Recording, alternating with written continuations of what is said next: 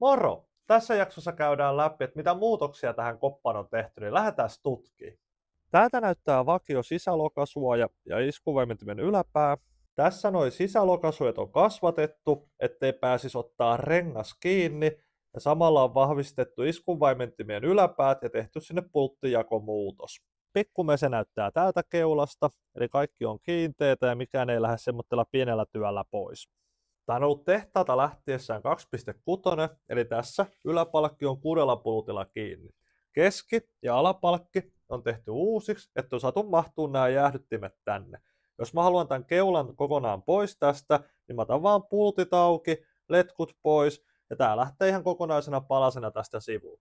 Helpottaa huomattavasti, jos pitää koneen etuosaan tehdä jotain, jos haluaa vaikka koko koneen pois täältä, niin on pikkasen kivempi, kun tämän koko keulan saa tästä auki. Otan tähän kivan kuvan. Vakio vaihteistotunneli näyttää täältä. Tähän on tehty isompi vaihdelaatikon tunneli, että sinne mahtuu isompi laatikko. Vakio takapää näyttää täältä, eli siellähän on varapyörän kotelo ja vaikka mitä tiellä, niin ei ole yhtään kiva täällä takana touhuilla.